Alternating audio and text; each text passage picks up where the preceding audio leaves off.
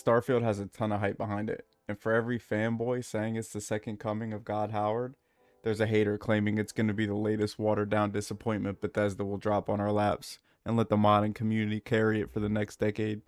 And I'm here to tell you why you just shouldn't care. Since the first time I touched Morrowind back in middle school, I felt like games were entering a new era. Then Oblivion blew me out the water, and by the time Skyrim was about to release, I was excited as one can be for polygons. I played Skyrim a few times through, but it didn't capture me the way the previous two games did. I didn't hate it, but I also wasn't in love with it either. I had an almost identical experience with Fallout 3 New Vegas and Fallout 4 respectively. The slow watering down in modern games has been well documented, so I'm not going to waste time on it here.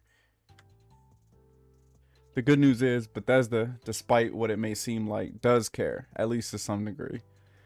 The choice to return to the classic dialogue system shows that they're willing to listen to the fan base. The bad news, however, is their willingness to release promo footage with visible frame drops. Concerning, especially in combination with Almighty Howard stating in an interview he's perfectly willing to sacrifice game performance for what he calls player experience, which could be a plus or minus depending on how you look at it. But then he tells you there are 1,000 planets, and even though there's a lot of procedural generation, it's the most handcrafting Bethesda has ever done in a single game. There's 250,000 lines of recorded dialogue and counting. Yet somehow there's no seamless travel between planets and space. NPCs reacting organically to you personally and wandering reminiscent of Daggerfall, which just saying out loud gives me chills. It would be a dream to play a spiritual successor to Daggerfall on modern hardware, but I digress. And last, also my personal favorite, traits with accompanying negatives. I love this because it really gives weight to character builds. It makes you feel like you're a real person in a world where you just exist, not the world existing for you. Now, God Howard himself mentioned that there may be ways in game to remove the negatives from traits, which I personally feel like somewhat defeats the purpose. New Vegas is my favorite Bethesda title for many reasons, one of the biggest being the feeling of specialization in character builds. You choose what you excel at and what you're trash at. To me, this is a very important part of any RPG, as becoming a phenom at everything spoils the immersion to an extent and almost feels like playing with cheats on. However, I know this is completely subjective and really comes down to the player whether this makes any difference. I can also appreciate that in Fallout 4, for example, while you can be good at everything, you don't have to be. And in New Vegas, the choice is made for you without having to mod. So while I have my preference, I can see both sides of this. I could go on, but I think we're all aware of what's been promised. For every piece of promising news to drop, there is some that's potentially damning to follow. Let me tell you a quick story. During Cyberpunk's 8 years of development, I looked up virtually no news.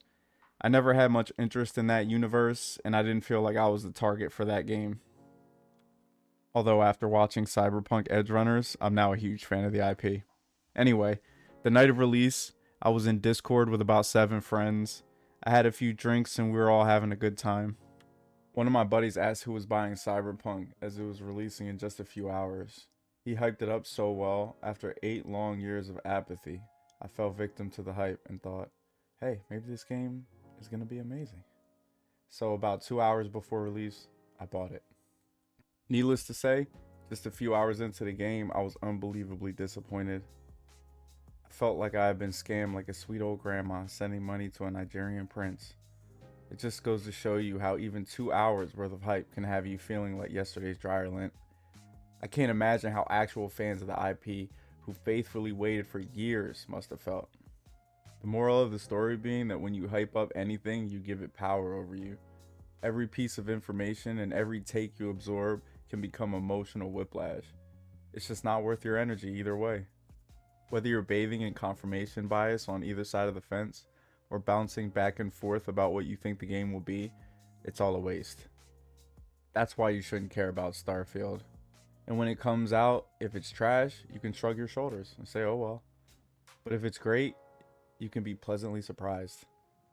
Whatever you set your expectation to will ultimately dictate your experience, at least initially. And this goes for just about anything. If you expect the worst and something is great, yes, you'll feel great, but it was at the cost of stewing in that negativity. If you expect it to be great and it's bad or even just mediocre, you'll be pretty let down. Now, this doesn't mean don't look up anything about upcoming games or form opinions on what you see. What I mean is manage your expectations. Enjoy the games you have to play now, and with Starfield, Elder Scrolls 6, Arc 2, GTA 6, Final Fantasy 16, or Pikmin finally drops, you can either enjoy them or pass on them without feeling like it affected your mental health. Whatever you do, don't pre-order. So there it is. If this was helpful, like and subscribe. If I got it all wrong, tell me about myself in the comments. Where you just exist. Not the world existing for you.